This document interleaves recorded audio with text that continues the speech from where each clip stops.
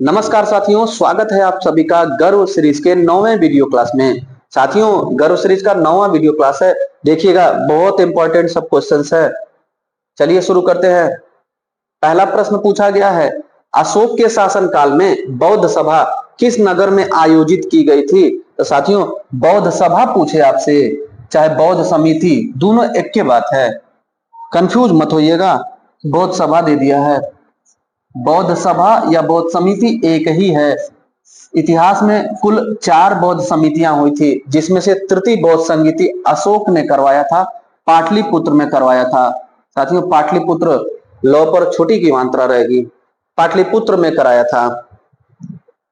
देखिए इसका उत्तर क्या हो जाएगा, पाटलिपुत्र।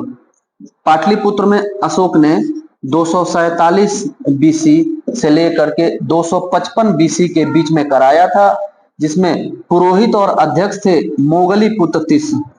मोगली पुत्र तिस मोगली पुत्र तिस ने अध्यक्षता की थी। अशोक राजा थे। तृतीय बौद्ध संगीति पाटलिपुत्र में हुई, इस टाइम पीरियड में हुई थी। और साथियों, इसमें सबसे महत्वपूर्ण, अशोक ने धम्म का प्रतिपादन किया था। यहां पर धम्म का प्रतिपादन किया था अशोक ने। अगला प्रश्न है, रज्जुक थे। रज्जुक कौन थे? चोल राज्य में व्यापारी, मौर्य शासन में अधिकारी, गुप्त शासन में सामंत, शक सेना में अधिकारी। तो साथियों, इसका उत्तर हो जाएगा मौर्य शासन में अधिकारी थे रज्जुक। मोस्ट इंपॉर्टेंट है, मौर्यकालीन अधिकारी अपने आप में बहुत परीक्षा में पूछता है साथियों। अभी इसका डिटेल पूरा किया जाएगा। यहां देखते हैं, रज्जुक जैसे साथियों आज के समय में जिलाधिकारी हैं, जो आज के समय में कलेक्टर हैं, डीएम हैं, जिलाधिकारी हैं, उन्हें मौर्य काल में रज्जुक कहा जाता था। साथियों, अशोक लिखता है अपने शिलालेखों में कि जिस प्रकार से माँ बाप अपने बच्चों को धात्री को सौंप करके निश्चिंत हो जाते हैं, उसी प्रकार से मैं भी प्रजा को जिलाधिकारी को सौंप करके निश्चिंत महसूस करता हूं। इन पर इतना भरोसा व्यक्त करता है अशोक। अगला प्रश्न देखिएगा, सार्थवाह किसे कहते हैं? उत्तर हो जाएगा व्यापारियों के काफिले को। व्यापारियों का कारवां था साथियों, काफिला था, इसे मौर्य काल में कहा जाता था सार्थवाह। इसका उत्तर हो जाएगा बी। याद कर रहिएगा, सार्थवाह, रज्जुक, ये सारे अधिकारी खूब पूछा जाता है। आगे बढ़ते हैं। अगला प्रश्न है, सारनाथ स्तंभ का निर्माण किसने किया था? सारनाथ विश्व प्रसिद्ध स्तंभ साथियों, सारनाथ स्तंभ, इसका निर्माण अशोक ने किया था। अशोक इसका उत्तर हो जाएगा। देखिएगा, इसका उत्तर हो जाएगा अशोक। साथियों, इसे कहा जाता है सिंह शीर्ष युक्त स्तंभ। सिंह शीर्ष युक्त स्तंभ, सिंह शीर्ष युक्त स्तंभ। इसमें साथियों आप देखे होंगे 4 शेर होते हैं। सामने से आपको 3 ही शेर दिखाई देते हैं। 3 शेर आपस में पीठ सटाए दिखते हैं, लेकिन टोटल इसमें 4 शेर होते हैं। 4 शेर हैं और नीचे एक चबूतरा है और बीच में एक चक्र है। अगल बगल भी 4 जानवर हैं साथियों। यहां पर चक्र के अगल बगल में 4 जानवर हैं। इसमें अगर अलग से ऐड कर दिया जाए साथियों, नीचे सत्यमेव जयते अलग से जोड़ा जाएगा, सत्यमेव जयते, जो कि लिया गया है मुंडकोपनिषद से। मुंडक उपनिषद से लिया गया सत्यमेव जयते। और अशोक का सारनाथ का सिंह शीर्ष युक्त स्तंभ, ये पूरा दोनों मिलने के बाद से तब हमारे देश का राष्ट्रीय प्रतीक बनता है। हमारे देश का राष्ट्रीय प्रतीक क्या है? हमारे देश का राष्ट्रीय चिन्ह क्या है पूछे तो ये है सिंह शीर्ष युक्त स्तंभ, और उसमें लिखा हुआ है नीचे सत्यमेव जयते, जो लिया गया है मुंडकोपनिषद से। साथियों, यहाँ पूछता है कि यह 4 जानवर हैं, ये 4 जानवर कौन से हैं? इसका ट्रिक याद कर लीजिएगा, भेल।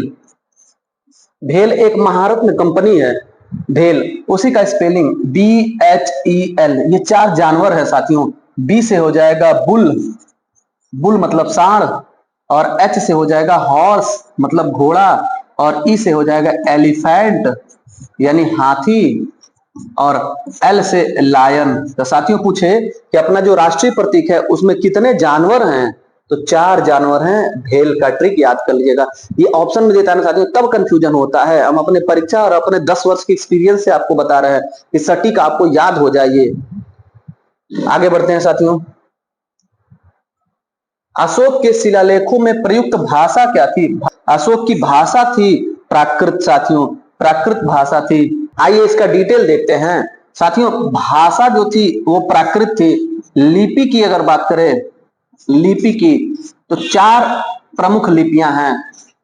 ब्राह्मी लिपि में अशोक के शिलालेख मिलते हैं, ब्राह्मी लिपि में। इसके अलावा ग्रीक में मिलते हैं। इसके अलावा अरमाइक लिपि है, इसमें भी कुछ शिलालेख मिलते हैं, और खरोष्ठी लिपि है। इस प्रकार इन 4 लिपियों में अशोक के शिलालेख मिलते हैं। साथियों लिपि क्या होता है? लिपि जिससे हम लोग लिखते हैं, जैसे हम लोग लिखे हुए हैं, ये देवनागरी लिपि है। और अगर हम बोल रहे हैं तो वो बोली है, हिंदी बोली है। तो जब लिपि और बोली ये दोनों मिलती है साथियों, तब जाकर के बनता है भाषा। लिपि प्लस बोली इज इक्वल टू होता है भाषा साथियों।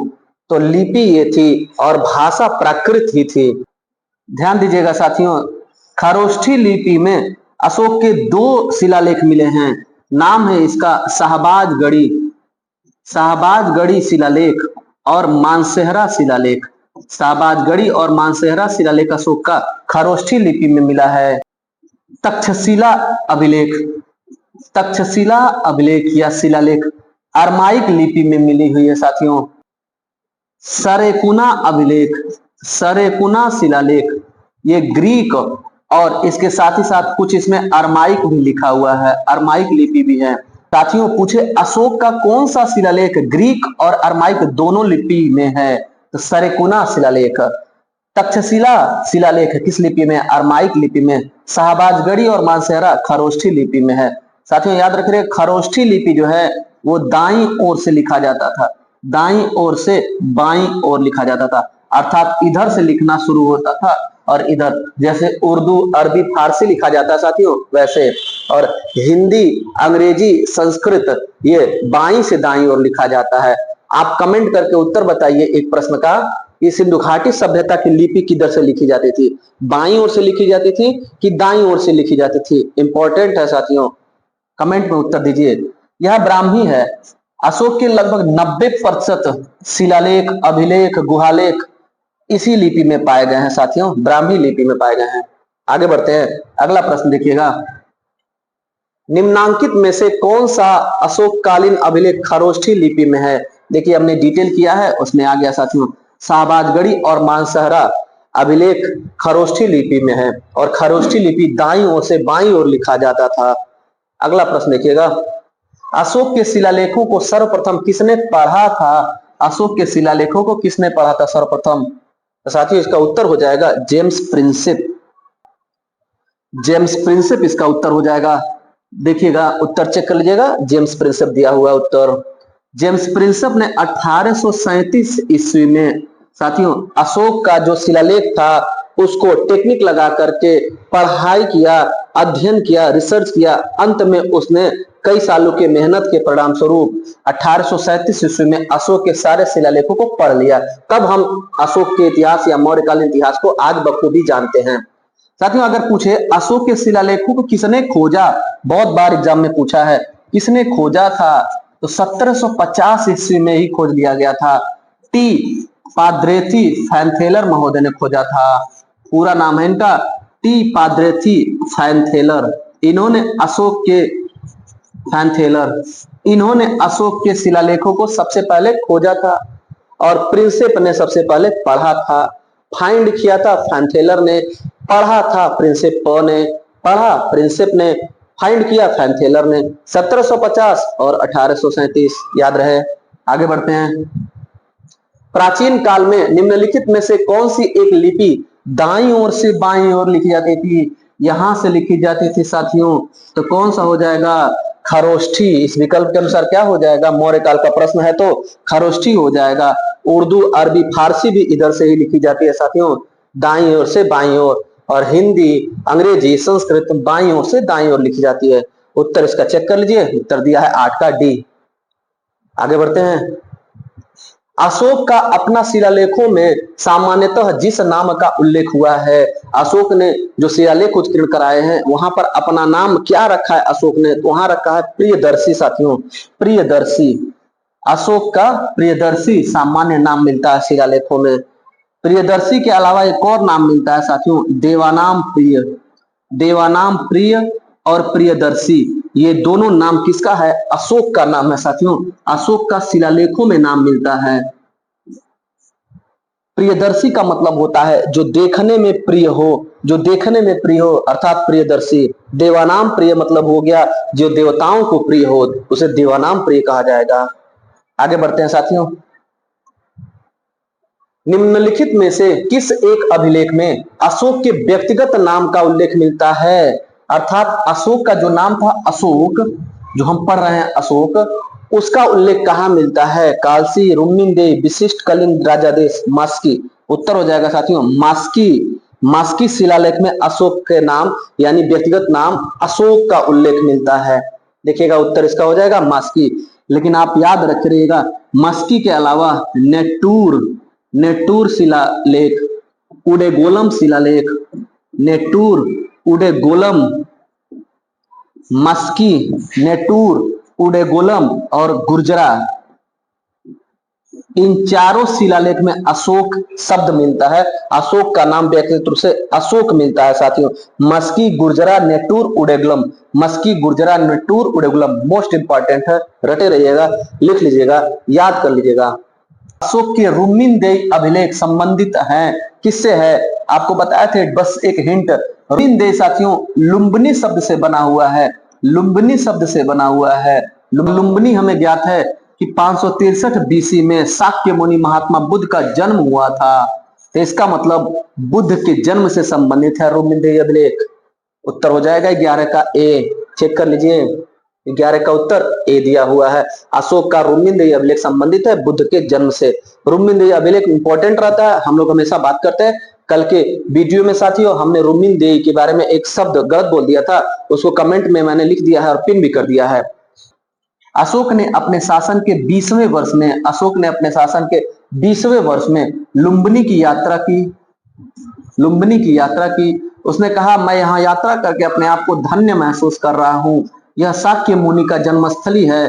शाक्य मुनि मतलब महात्मा बुद्ध साथियों। यहाँ आकर के मैं भाग कर और बलि कर समाप्त कर रहा हूँ। भाग और बलि कर समाप्त कर रहा है राजा इस जगह की यात्रा करके, इस जगह का भाग और बलि कर समाप्त करता है। और लिखता है कि जो भू राजस्व कर 1/6 लिया जाता था उसको घटा करके 1/8 करता हूँ। तो शासन के 20वें वर्ष है साथियों, गलती से मैंने 8वें वर्ष बोल दिया था, 8वां वर्ष भी महत्वपूर्ण है। अशोक अपने शासन के 8वें वर्ष में कलिंग का युद्ध लड़ता है। शासन के 8वें वर्ष में कलिंग का युद्ध, देखिएगा ध्यान दीजिएगा। अशोक 269 बीसी में गद्दी पर बैठता है, 269 बीसी में गद्दी पर बैठता है। शासन के 8वें वर्ष, बीसी है तो उल्टा चलेगा, तो 261 बीसी में कलिंग युद्ध हुआ, यानी कि शासन के 8वें वर्ष में कलिंग युद्ध होता है। और जब 20 साल शासन का पूरा होता है तो लुम्बिनी की यात्रा करता है। तो अपने शासन के 20वें वर्ष में लुम्बिनी की यात्रा करके रुम्मिनदेई अभिलेख उत्कीर्ण करवाता है, जिसमें लिखा हुआ है कि वह रुम्बिनी यानी लुम्बिनी की यात्रा करके धन्य महसूस कर रहा है, जो शाक्य मुनि की जन्मस्थली है, और भाग और बलि कर समाप्त करता है। भू राजस्व कर जो रेवेन्यू टैक्स लिया जाता था तो वो घटा करके 1/8 कर रहा है। यानी अगर पूछे मौर्य काल में भू राजस्व कर कितना लिया जाता था तो उत्तर हो जाएगा 1/6 लिया जाता था। गुरुजी भाग कर क्या होता है, प्रश्न बनेगा दिमाग में ना। भाग कर होता है साथियों, राजा कहता है मौर्य काल में कि राजा भूमि का मालिक है, तो भूमि का मालिक होने के नाते अगर कोई व्यक्ति किसान भूमि में कुछ उपज कर रहा है तो कुछ हिस्सा उसको राजा को देना अनिवार्य होता है। तो भूमि में उपज का हिस्सा जो होता था वो भाग कर होता था, और जो बलि दिया जाता था उस बलि पर टैक्स राजा लेता था, उसे बलि कर कहा जाता था। उम्मीद है खूब अच्छे से समझ में आया होगा। आगे बढ़ते हैं। गुर्जरा लघु शिलालेख जिसमें अशोक के व्यक्तिगत नाम का उल्लेख हुआ है वो कहाँ स्थित है साथियों, तो ये स्थित है मध्य प्रदेश के दतिया जिला में। मस्की, गुर्जरा, नेटूर, उडेगुलम, ये 4 शिलालेख थे जिसमें अशोक के व्यक्तिगत नाम अशोक का उल्लेख मिलता है। उसमें गुर्जरा जो है वो मध्य प्रदेश में प्राप्त हुआ था, और मध्य प्रदेश में भी कहां पे, दतिया जिले में प्राप्त हुआ था। साथियों ये मध्य प्रदेश स्पेशल का प्रश्न है वैसे। देख लीजिएगा आप। आगे बढ़ते हैं, देखिएगा 13वां प्रश्न पूछा गया है, कलिंग युद्ध का विवरण हमें ज्ञात होता है। कहां से ज्ञात होता है? इसका उत्तर हो जाएगा 13वां शिलालेख से। इसका डिटेल देखिएगा साथियों। अशोक राजा बना, उसका राज्याभिषेक हुआ 269 ईसा पूर्व में। इसके 8 साल बाद यानी अपने शासन के 8वें वर्ष में 261 ईसा पूर्व में कलिंग पर आक्रमण करता है। कलिंग पर राजा कौन था इसका वर्णन नहीं मिलता है 13वें शिलालेख में। किसी कारण से अशोक ने छिपा लिया है। कारण अभी खुद आपको पता चल जाएगा क्यों उसने छिपाया है। कलिंग की राजधानी पूछता है साथियों, तोसली थी। कलिंग की राजधानी तोसली थी और कलिंग वर्तमान में उड़ीसा का क्षेत्र है। इसी कलिंग पर अशोक ने साथियों अटैक किया, आक्रमण किया था, जिसमें 1 लाख से लेकर के 1.5 लाख सैनिक मारे गए थे। इस युद्ध के विनाशक रूप को देख करके, भयावह रूप देख करके अशोक का हृदय परिवर्तन हो गया। अशोक का हृदय बदल गया। अशोक का हृदय क्यों परिवर्तित हो गया था? कलिंग युद्ध से उसका हृदय परिवर्तित हो गया और अशोक ने तृतीय बौद्ध संगीति का आयोजन करा के धम्म नीति का प्रतिपादन कर दिया। उसने धम्म नीति को शुरू कर दिया और कहा युद्ध नीति को हम त्याग रहे हैं। यहां से अशोक ने युद्ध करना त्याग दिया था और धम्म नीति का प्रतिपादन कर दिया था। साथियों एक और बात 13वें शिलालेख में लिखा हुआ है, अशोक का संबंध पड़ोसी 5 यूनानी राजाओं से था। यह भी बात 13वें शिलालेख में लिखा हुआ है, याद रखिएगा। साथियों आपको अब समझ में आ गया होगा कि अशोक नहीं चाहता था इस युद्ध का इतिहास में जिक्र हो, इस राजा का इतिहास में जिक्र हो। इसीलिए पूछेगा कलिंग युद्ध जो हुआ था उसमें अशोक ने किस राजा को हराया था, तो इसका वर्णन नहीं मिलता है क्योंकि अशोक खुद चाहता था कि यह युद्ध का वर्णन न मिले, इस युद्ध को बुरे ख्वाब बुरे सपने की तरह हम लोग भूल जाए। उसको बहुत दुख हुआ था इस युद्ध को लड़ करके। युद्ध में मारे गए जवानों को, सैनिकों को, लोगों को देख करके उसका हृदय परिवर्तित हो गया था। आगे बढ़ते हैं साथियों। टालमी फिलाडेल्फस जिसके साथ अशोक के राजनयिक संबंध थे वो कहां का था साथियों? तो इसका उत्तर हो जाएगा टालमी फिलाडेल्फस मिस्र का शासक था। मिस्र का शासक था साथियों, उत्तर हो जाएगा मिस्र। अशोक के 13वें शिलालेख में जिसमें कलिंग युद्ध का वर्णन मिलता है, उसी शिलालेख में साथियों, उसी शिलालेख में ये जानकारी मिलता है कि अशोक का 5 यवन राजाओं से मित्रतापूर्ण संबंध था। 5 यवन राजा इसके मित्र थे साथियों, मित्र थे, दोस्त थे। उन 5 के बारे में परीक्षा में प्रश्न बनता है। तो देखिएगा 4 ऑप्शन में दिया है, एक हम लोग को और बढ़ा लेना है। एक देश था एपीरस साथियों, एपीरस। साइरोन, साइरोन, साइरोन देश का राजा था मग, इससे अशोक का मित्रतापूर्ण संबंध था। मिस्र का राजा था टालमी, टालमी फिलाडेल्फस, इससे मित्रतापूर्ण संबंध था। मकदूनिया, मकदूनिया का शासक था साथियों अंतकीन, अंतकीन, इससे बेहतर संबंध था, दोस्त था। सीरिया, सीरिया का शासक था एंटियोकस, अंतियोकस, इससे मधुर संबंध थे, मित्रता थी। और एपीरस साथियों, एपीरस देश, अपीरस देश का राजा था अलिक सुंदर, एपीरस देश का राजा था अलिक सुंदर। ये 5 राजा थे जिससे अशोक की मित्रता थी। 5 यवन के राजा थे, यूनान के राजा थे, ग्रीक के राजा थे। ग्रीक को ही साथियों यूनान कहा जाता है, यवन कहा जाता है। इन 5 राजाओं का वर्णन 13वें शिलालेख में है। कौन 5 राजा थे? साइरोन देश का राजा मग, मिस्र देश का राजा टालमी फिलाडेल्फस, मकदूनिया का राजा अंतकीन, सीरिया का राजा एंटियोकस, एपीरस का राजा अलिक सुंदर। साथियों लिख लीजिएगा, याद कर लीजिएगा, इंपॉर्टेंट है। आगे बढ़ते हैं। प्रसिद्ध यूनानी राजदूत मेगस्थनीज भारत में किसके दरबार में आया था? मेगस्थनीज किसके दरबार में आया था साथियों? तो उत्तर हो जाएगा चंद्रगुप्त मौर्य के दरबार में आया था। चंद्रगुप्त मौर्य के दरबार में मेगस्थनीज आया था और इसके उत्तराधिकारी, चंद्रगुप्त मौर्य के उत्तराधिकारी बिंदुसार के दरबार में डाइमेकस आया था। मेगस्थनीज भारत आता है, भारत यात्रा करता है। यह सेल्यूकस निकेटर का दूत था। सेल्यूकस निकेटर, सेल्यूकस निकेटर जो सिकंदर का सेनापति था, उसी सेल्यूकस निकेटर का दूत बनकर के मेगस्थनीज भारत आता है। मेगस्थनीज भारत में आकर के एक पुस्तक लिखता है इंडिका, भारत पे पुस्तक लिखता है इंडिका। वर्तमान में यह अस्तित्व में नहीं है, एग्जिस्ट ही नहीं करता है इंडिका पुस्तक। इस इंडिका पुस्तक में मेगस्थनीज ने बताया है कि मध्य प्रांत की जनता बहुत सुखी समृद्ध है। मध्य प्रदेश या मध्य प्रांत की जनता सुखी संपन्न समृद्ध है, बहुत सुखी है, समृद्ध है, संपन्न है। किसने लिखा है? मेगास्थनीज ने लिखा है, इंडिका में लिखा है, जो मेगास्थनीज चंद्रगुप्त मौर्य के समय में आया था। इसने भारतीय समाज को 7 भागों में बांटा है। भारतीय समाज उस समय में 7 भागों में बटा हुआ था, 7 वर्गों में बटा हुआ था। यह बात किसने लिखा है? मेगास्थनीज ने लिखा है। मेगास्थनीज ने लिखा है भारतीय समाज 7 भागों में था। कौन कौन देखिएगा? दार्शनिक, दार्शनिक, दार्शनिक, दूसरा किसान, किसान, तीसरा पशुपालक, पशुपालक, चौथा सभासद, सभासद, पांचवा योद्धा, योद्धा जिसे सैनिक भी कहा जाता है साथियों, कारीगर, कारीगर और निरीक्षक। ये 7 प्रकार के लोग मौर्य काल में रहते थे। कौन कौन सा? तो देख लीजिएगा, याद कर लीजिएगा, एग्जाम पूछ देता है निम्नलिखित में से कौन सा मेगास्थनीज के अनुसार भारतीय समाज का हिस्सा नहीं था?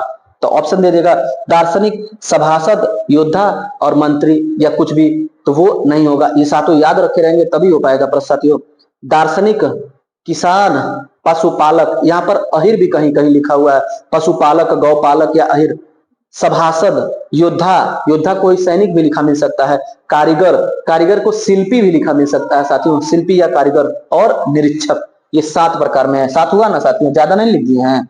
1 2 3 4 5 6 7, कहां से ज्यादा लिखा जाएगा? यही 7 थे साथियों। आगे बढ़ते हैं। मेगास्थनीज ने भारतीय समाज को कितनी श्रेणियों में बांटा, कितने भाग में बांटा, कितने वर्गों में बांटा? एक ही प्रश्न है सब। उत्तर क्या हो जाएगा? 7 भागों में बांटा। आ गया प्रश्न। ऐसे ही प्रश्न बनेंगे साथियों। हम लोग पूरा डिटेल पढ़ रहे हैं, आपको भले ही एमसीक्यू फॉर्म में हम बता रहे हैं, पढ़ा रहे हैं चीजों को, लेकिन आप 4-5 महीना हमारे साथ बने रहिएगा, निश्चित तौर पर आपका जीएस पर बहुत तगड़ा कमांड हो जाएगा। आप एग्जाम में बैठ करके देखिएगा, आपका हर एग्जाम में सिलेक्शन होगा जीएस की वजह से साथियों। निम्नलिखित में से किस स्रोत में उल्लिखित है कि प्राचीन भारत में दास्ता नहीं थी? साथियों, मेगास्थनीज ने अपनी पुस्तक इंडिका में लिखा हुआ है कि प्राचीन भारत में दास प्रथा मौजूद नहीं थी, दास किसी को नहीं बनाया जा रहा था। बहुत ही सुखी समृद्ध मध्य प्रांत की जनता थी, भारतीय जनता थी, ऐसा लिखा हुआ है मेगास्थनीज ने इंडिका में साथियों। वर्तमान नगरपालिका प्रशासन का कौन सा कार्य मौर्य काल से जारी है? मौर्य काल में शुरू हुआ था और आज 2300 सालों तक यह जारी है। कौन सा कार्य? तो नगरपालिका का ये जन्म प्रमाण पत्र और मृत्यु प्रमाण पत्र का पंजीकरण अभी भी आप देख सकते हैं, वर्तमान में भी यह अस्तित्व में है। उत्तर हो जाएगा 18 का सी साथियों। साथियों, यह प्रश्न मौर्यकालीन प्रशासन से आया है। प्रशासनिक प्रश्न भी बहुत ज्यादा महत्वपूर्ण होता है, सर्वाधिक प्रशासनिक प्रश्न ही पूछते हैं।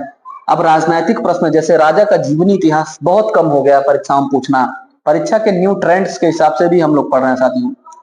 आगे पूछा है 19वां प्रश्न, भाग एवं बलि थे, क्या थे ये एक टैक्स थे ना साथियों, अभी हमने किया। अशोक भाग और बलि कर समाप्त करता है, रुक्मिणी अभिलेख में लिखा है, लुम्बिनी की यात्रा के समय। तो यह कर था। कर क्या होगा? तो कर जो था वो राजस्व का स्रोत था, सोर्सेस ऑफ रेवेन्यू था साथियों। इसका उत्तर हो जाएगा बी। भाग क्या था? यह खेती की जमीन पर जो कृषि भूमि था उस पर कुछ हिस्सा लिया जाता था, भाग कर। राजा कहता है कि राजा भूमि का असली मालिक है, इस नाते व्यक्ति को अपने खेत से, अपने भूमि से कुछ हिस्सा राजा को देना अनिवार्य है, उसे भाग कर कहते हैं। और बलि जब दिया जाता था तो बलि में भी कुछ हिस्सा राज्य का होता था। तो इस प्रकार भाग और बलिकर क्या थे? भाग और बलिकर राजस्व के स्रोत थे। इस प्रकार राजस्व के स्रोत थे दोनों। अगला प्रश्न देखिएगा, 20वां प्रश्न है, मौर्य काल में भूमि कर किस अधिकारी द्वारा एकत्रित किया जाता था? भूमि कर के बारे में पूछ रहा है साथियों। तो भूमि कर एकत्र किया जाता था सीता अध्यक्ष के द्वारा। सीता अध्यक्ष जो राजकीय भूमि होता था उसको सीता कहा जाता था, और सीता अध्यक्ष भूमि कर वसूलने वाला अधिकारी था साथियों, याद करे रहिएगा। इसका उत्तर हो जाएगा सीता अध्यक्ष। साथियों यहाँ से कुछ अधिकारियों का ऑप्शन भी दिया है, इनको भी करेंगे, इसके अलावा भी करेंगे। इसको इंपॉर्टेंट मान के 100% रट लीजिएगा, याद कर लीजिएगा। मौर्य काल में सबसे ज्यादा जो प्रश्न पूछता है प्रशासनिक पदों से, इनसे पूछता है एग्जाम में, आप देखिएगा परीक्षाओं में। चलिए डिटेल करते हैं इसका। एग्रोनोमोई है साथियों, सड़क या मार्ग कर का अधिकारी। शुल्काध्यक्ष व्यापार कर का अधिकारी था, व्यापार कर का अधिकारी था। सीता अध्यक्ष हो गया भूमि कर अधिकारी। अकारा अध्यक्ष साथियों ये खनन और खदान जो होता था, खान होता था, उसका अधिकारी होता था। इसके अलावा भी कुछ हैं, देखिएगा। पौतवा अध्यक्ष पूछता है, पौतवा अध्यक्ष माप तौल के अधिकारी को, माप तौल वाला अधिकारी जो था उसे पौतवा अध्यक्ष कहा जाता था मौर्य काल में। इसके अलावा पणया अध्यक्ष, पणया अध्यक्ष साथियों वाणिज्य कर अधिकारी था, वाणिज्य विभाग का अधिकारी था पन्या अध्यक्ष। सूना अध्यक्ष पूछे, सूना अध्यक्ष, सूना अध्यक्ष साथियों बूचड़ खाने का अधिकारी था, बूचड़ खाना का अधिकारी कौन था? सूना अध्यक्ष था। आगे बढ़ते हैं साथियों। मौर्य मंत्रिमंडल में कौन राजस्व इकट्ठा करने से संबंधित था? तो साथियों इसका उत्तर हो जाएगा समाहर्ता। समाहर्ता था राजस्व वसूलने वाला अधिकारी। देख लीजिए, उत्तर चेक कर लेते हैं। समाहर्ता। अच्छा, व्यवहारिका दिया है, इसे व्यवहारिका भी कहा जाता है, व्यवहारिका। साथियों यह धार्मिक जज था, धार्मिक न्यायाधीश था, धार्मिक न्यायाधीश इसको कहा जाता था व्यवहारिका। अंतपाल साथियों सीमावर्ती दुर्ग का अधिकारी था, सीमावर्ती जो दुर्ग हैं उनका अधिकारी था अंतपाल साथियों। प्रदेष्टा, प्रदेष्टा लिखा हुआ है कुछ जगहों पर साथियों, कमिश्नर को कहा गया है, कमिश्नर। कुछ पुस्तकों में लिखा हुआ है प्रदेष्टा जो था वो भी एक प्रकार का न्यायाधीश था, न्यायाधीश था। और न्यायाधीश किस प्रकार का था? न्यायाधीश ये धार्मिक प्रकार का था व्यवहारिका। तो ये जो है ये कंटक शोधन वाला था, कंटक शोधन यानी कि फौजदारी जैसे आज के समय में है उस प्रकार का। याद कर लीजिएगा इसको साथियों। आप कहेंगे कि दोनों है, कुछ किताबों में प्रदेष्टा कमिश्नर, रिपीटेड है ये क्वेश्चन। प्रदेष्टा मतलब कमिश्नर साथियों और रज्जुक मतलब जिलाधिकारी, तो याद रखे रहिएगा। और न्यायाधीश भी कहा जाता है, कंटक शोधन वाला न्यायाधीश फौजदारी जज था प्रदेष्टा। आगे बढ़ते हैं। निम्नलिखित में से कौन सा अधिकारी माप तौल से संबंधित है? अभी हमने डिटेल किया, पौतवा अध्यक्ष माप तौल से संबंधित था। पौतवा अध्यक्ष हो गया माप तौल से संबंधित। पन्या अध्यक्ष हो गया वाणिज्य विभाग से संबंधित, वाणिज्य कर अधिकारी था। सीता अध्यक्ष हो गया भूमि कर अधिकारी, भूमि कर अधिकारी। सूना अध्यक्ष हो गया बूचड़ खाने का अधिकारी साथियों, बूचड़ खाने का अधिकारी। अकारा अध्यक्ष खान का अधिकारी हो गया। पन्या अध्यक्ष हो गया। इसके अलावा शुल्क अध्यक्ष व्यापार कर वाला अधिकारी था। इसका उत्तर हो जाएगा पौतवा अध्यक्ष माप तौल अधिकारी। आगे बढ़ते हैं, अगला प्रश्न देखिएगा। मौर्य काल में एग्रोनोमोई निम्नलिखित में से किस क्षेत्र से संबंधित था? साथियों माप तौल हो गया पौतवा अध्यक्ष। प्रशासन प्रबंधन मार्ग निर्माण ये हो जाएगा मार्ग निर्माण। सड़क मार्ग मार्ग निर्माण अधिकारी था एग्रोनोमोई साथियों, एग्रोनोमोई। देखिएगा आगे बढ़ते हैं, अगला प्रश्न देखते हैं। मौर्य काल में शिक्षा का सर्वाधिक प्रसिद्ध केंद्र कौन था? मौर्य काल की बात कर रहा है साथियों। मौर्य काल में शिक्षा का प्रसिद्ध जो केंद्र था वो तक्षशिला था। तक्षशिला विश्वविद्यालय उस दौरान प्रचलन में था, चल रहा था साथियों तक्षशिला। आप कमेंट करके उत्तर बताइए तक्षशिला विश्वविद्यालय कहाँ स्थित है और तक्षशिला विश्वविद्यालय की स्थापना किसने की थी? इंपॉर्टेंट है साथियों, विश्व का सबसे प्राचीन विश्वविद्यालय तक्षशिला विश्वविद्यालय। साथियों कल या परसों की वीडियो में मैंने इसके बारे में डिटेल बताया है, तो बताइएगा जरूर तक्षशिला विश्वविद्यालय के बारे में। अगला देखिएगा, अंतिम प्रश्न आज का। अंतिम प्रश्न है, अंतिम मौर्य सम्राट कौन था? अंतिम मौर्य सम्राट था साथियों बृहद्रथ। अंतिम मौर्य सम्राट था बृहद्रथ। बृहद्रथ, इस बृहद्रथ की हत्या करके पुष्यमित्र शुंग ने शुंग वंश की स्थापना की थी साथियों, शुंग वंश की स्थापना की। यानी शुंग वंश से पहले कौन सा वंश था? मौर्य वंश था। मौर्य वंश से पहले कौन सा वंश था? नंद वंश था। घनानंद को हरा करके चंद्रगुप्त मौर्य ने मौर्य वंश की स्थापना की। नंद वंश से पहले कौन सा वंश था? शिशुनाग वंश था। शिशुनाग वंश। शिशुनाग वंश से पहले कौन सा वंश था? पितृहंता वंश या हर्यक वंश। मगध का पहला राजवंश कौन था? हर्यक वंश। साथियों, इस प्रकार गर्व सीरीज का यह 9वां वीडियो क्लास समाप्त होता है। आप में से जो भी साथी अगर पहले के सीरीज के वीडियो नहीं देखे हैं, गर्व सीरीज का 1 से 8 तक का वीडियो क्लास नहीं देखे, जरूर देख लीजिएगा। उसकी स्पीड को बढ़ा के ही देख लीजिएगा, लेकिन जरूर देखिएगा। आप जब तक उसको देखेंगे नहीं, पूरी चीजें समझ में नहीं आएंगी और कंप्लीट आपका जीएस पर कमांड भी नहीं हो पाएगा।